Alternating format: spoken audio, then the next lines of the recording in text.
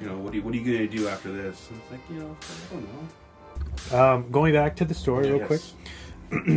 We digress. We let's kind of rewind a little bit from that scene that he just talked about. We meet Rachel, which is Gavin's close friend. In the truck. She's a little grungy Katie Holmes. Yeah. Very, very good looking. Very nice. Those boots, though. Those boots. Yeah. So we meet him. They kind of hit it off. They become friends. Then they go to, they're trying to get beer, right? Yeah, like, come on. And what did he say? That line, he's like, how...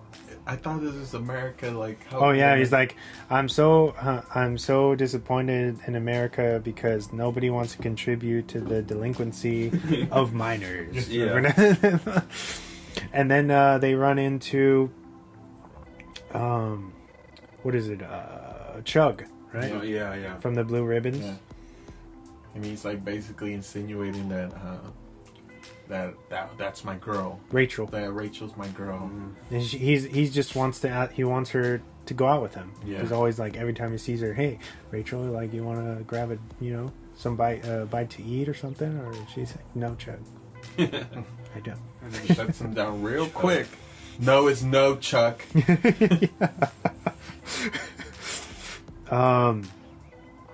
I think he goes like his programming goes haywire because he's like, oh yeah, he goes inside the store that they're hanging outside of to get some milk or something, and he's like it's like a trigger. Yeah, he's looking at Rachel, through through the window, and he's like, kind of getting turned on or whatever. And these guys bump into him. They're like, sorry, man. Super innocent. He turns around and he's like, "Whoa!" Hulk.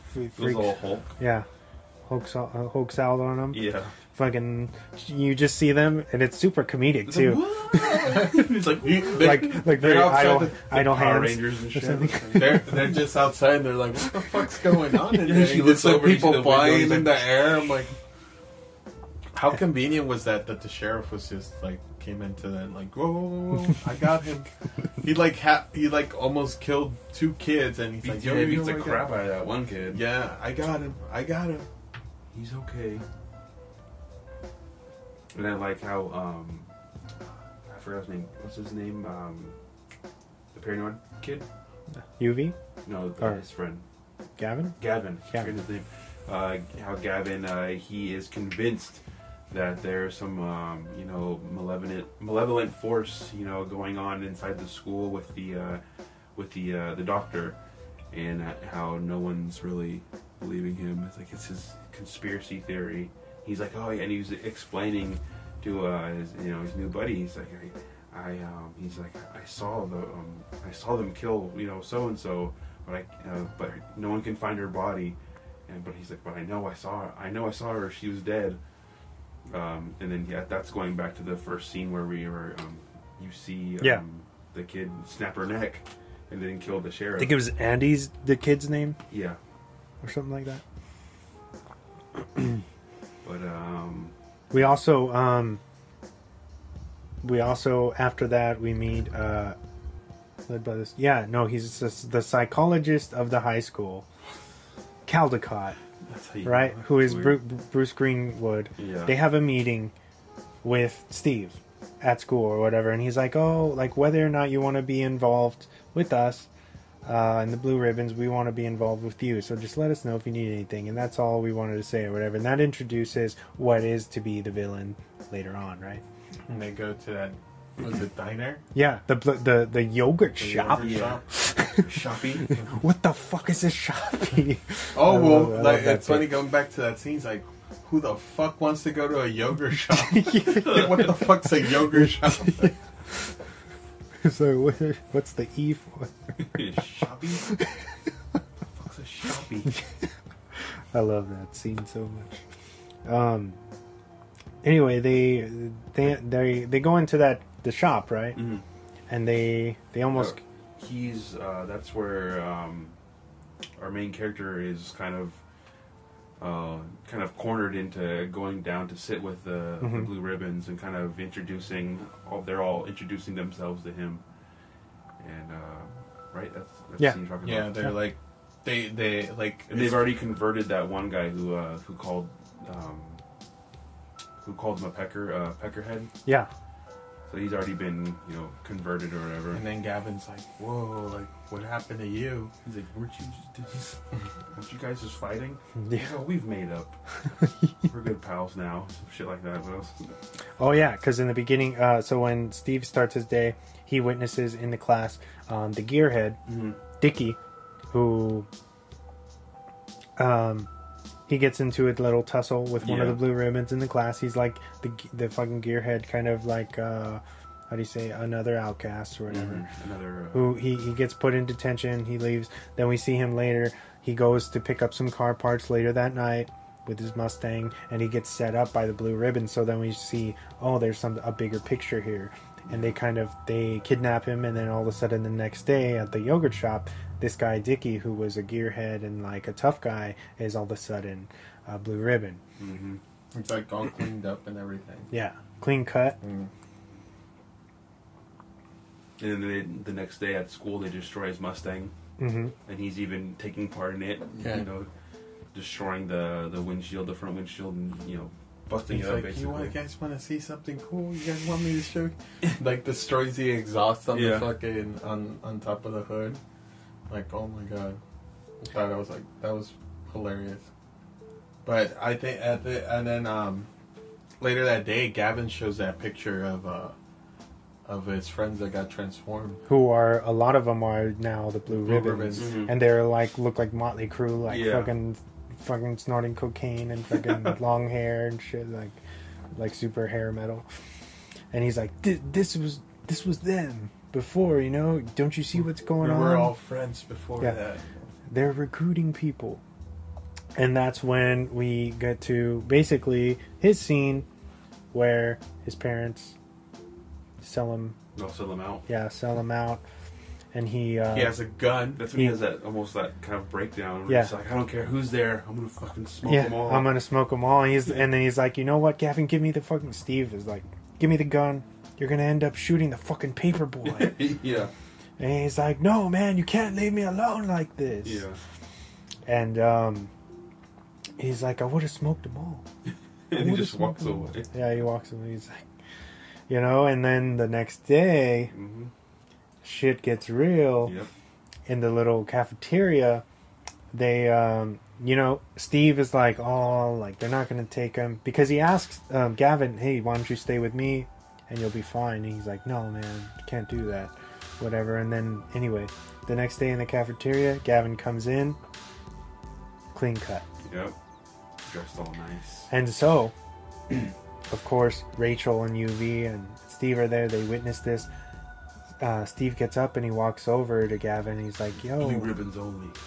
Yo, like, what's up, man? Like, what's going on? And and they won't let him even speak to him. They like surround him. They're like, what do you have to say to him? Yeah. He's unapproachable for And so he's like, James Marsden, Steve being the badass that he is, he's like, get the fuck off me or whatever, like nothing. And they started brawling. Yeah. That's might be one of the best scenes of the film. It's funny because they're closing the doors and stuff, and one of the kids is like, hold on, like you see him like, wait.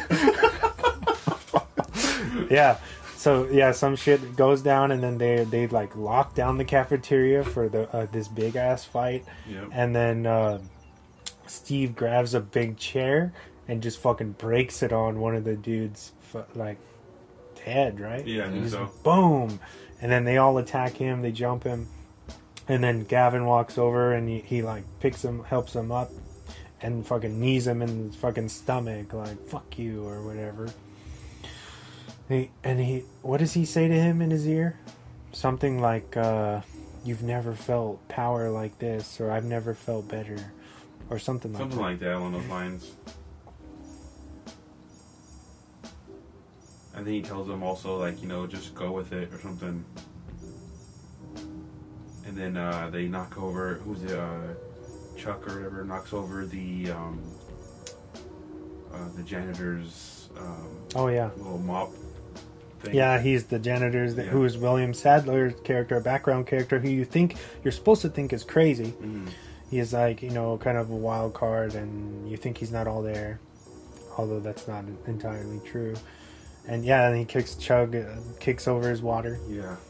He's like, retard. What are you looking at, retard? Yeah. And he just walks away. I think the next day, Steve is eating in the boiler room in lunch. Mm-hmm. That's when he runs into what's the janitor's name? Dorian? Yeah. Dorian, yeah. And he runs into him. He's like, "What are you doing? You're not supposed to be in here." What are you doing down here? And he's like, "I don't want to eat in the calf." He's like, "Nobody wants to eat in the calf." We skipped that scene where he's like, "Oh, I hunt rodents or whatever," and he hunts rats and shit. And rats. That's That's in the beginning. Yeah. Yeah. When Because he introduced hangs the out. little radio thing. But that's when I think Steve sees the Fahrenheit. Not Fahrenheit. What is it? Helter Skelter. No, Slaughterhouse 5. Slaughterhouse 5. Yeah. Yeah, the book. The book. Yeah. That's like obviously too hard. Yeah, advanced for someone who's supposed to be, He's like mentally challenged. He's like, really? Slaughterhouse 5? Really? Yeah. And then the guy's like, "Give me that! Get out of here! What are you doing? What are you doing here?" Yeah. And then he's like, "Oh, brother," or something. His accent is so like... weird. I'm trying to figure out what accent it's supposed to be. Some foghat. Yeah. Weird. Some New York, but Boston. that's where he actually he breaks character, doesn't he? Yeah. He looks at him. He's like, "Are you?" You can see like his posture changes and everything. He's like, "So are you a fan?" And then he opens up to him, and then he says that that quote that I was telling you about, where he just basically plays the part so that he can see what's really going on. Yeah. Because they don't find him as a threat, so they just do whatever they want in front of him, and they're kind of giving themselves away. So then it's revealed that he's been doing all this stuff on purpose to keep an eye on what's going on in the school. Yeah. And he's created this so that the Radicator, or whatever it's called, little thing is actually rats. It doesn't work worth a spit. But then he realizes that it affects some of the kids. Because Chug. Yeah. Hold on. Yeah. Yeah. Wait, because that's a very good scene. Yeah. After the tussle with the blue ribbons, later that night they chase him home. He gets in the house, and then one of the blue, I forget the... Oh, that's the girl, one of the head girls who's a blue ribbon, right? Yeah, she's like tutoring Lorna. his sister. Lorna Longley? Yeah. I think who is like one of the main... Like the blonde, the one blonde with straight hair. The main baddie. They're in the fucking kitchen. Yeah. So he gets to his house, he locks the door, being pursued by the blue ribbons outside. And they're like, "Steve, where you going, Steve? Yeah. Where you going, Steve? Hey, Steve." Yeah, and that was such an eerie scene. Yeah, I cringed. Just like the whispers. Yeah. Anyway, she kind of malfunctions, right? Yeah, he gets in the house. She's actually tutoring his sister. He's super creeped out. He's like, "Yo, you gotta go." Yeah. And she's like, "What's the matter? Like, why? Why can't I be here and hang out with you? And you don't find me attractive enough?" And he's like, "No, Lorna, I find you very attractive, and that's the problem. I need you to go." And she's like, "Okay, but just let me use the bathroom first." So then he lets her use the bathroom. He gets like a Coke or whatever, and then she's like starts looking at him in the mirror, and again gets turned on. Terminator eyes. Yeah, she gets turned on, and I guess that's when. Because even Bruce Greenwood, whenever these kids get a hard on, they want to go around and beat somebody with it. Yeah, which is a funny line. But anyway, going back to the scene, she's in the bathroom, right, and she starts to walk down the hall, and she malfunctions, and she like pulls down her top. She comes out basically, like she comes out topless, and she's like, "What? You don't find me attractive enough?" And he's like, "No." And she kisses him, and like too aggressively, so he's like, "Wait, hold on a minute." Yeah. And then she's like, "This is wrong, wrong, bad, wrong." Like, motherfucker. It's okay. It's okay. Smashes her face in the Yeah. mirror, Yeah. like